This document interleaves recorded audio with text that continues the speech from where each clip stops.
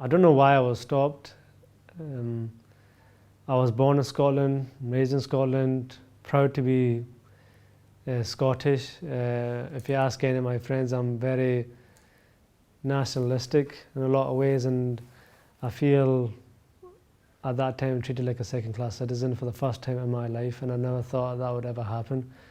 I was stopped on the 11th of April, coming back from a domestic flight from Stansted to Edinburgh. The stewardess mentioned that we will have to show ID when we land, and it was nothing we didn't think it was anything. We thought it was just customs issue, and they were already there at the first gate, and they let everybody else through except for me and my wife. So I felt like they were waiting for us, or they were waiting for any Muslims to be on the flight, and I think we were the only two Muslims on the flight, and we were the only ones who were stopped. I said to them, you randomly stopped me and my wife, and obviously we're Muslim, and they said we didn't know we were Muslim. And I said to me with a beard and my wife with a hijab, you don't know we're Muslim. And they just kind of kept quiet at that point, and I said to them, it's not really random, this is all ethnically based, it's not intelligence based. So I just felt they were fishing, and I was annoyed and upset that they stopped me and my wife, and I didn't think it was right. Why did they not stop anybody else? Why not question anybody else?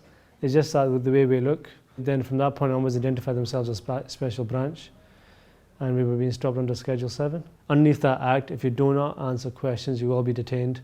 So you don't have the right to not to cooperate or not to answer any questions, no matter how private it is. They even asked my wife, which I found out afterwards, which hospital my sister-in-law was at. She was dying at the time, which is a very private question to ask, and she died 3 days later. So I found that very, very difficult. We both of us found it very difficult to ask that type of question. You don't have access to a lawyer. You don't have the right to not to answer questions. We could take anything away from you or what you want. They took away my driver license. They said we can go through your luggage if we want to. We could do whatever we want. Once they found out I was an established member, or so-called established member of the Muslim community, they felt the way they acted and reacted, they felt like they had the jackpot. And they said, you've got quite a nice network, and from that point they took my phone away. I said, what happens if I said no? They said it's against the law. You don't have that right. They took my phone and they took it out of the room, and I didn't see it for the duration of the rest of the interrogation.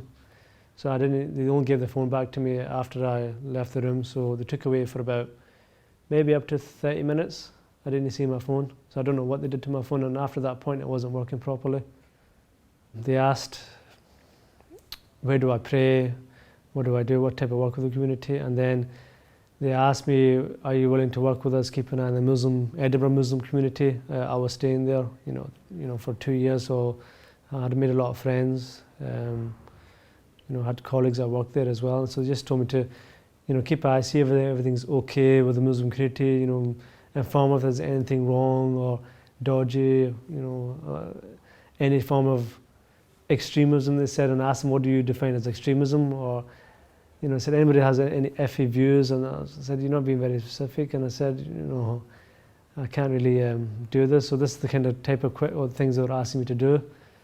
I wanted to see from what they meant as what did they define as extremism, and it was very, very, very vague. I don't think they really knew themselves. Terrorism legislation should be intelligence-led, not ethnically led, and that's what's been happening for the last 10 years.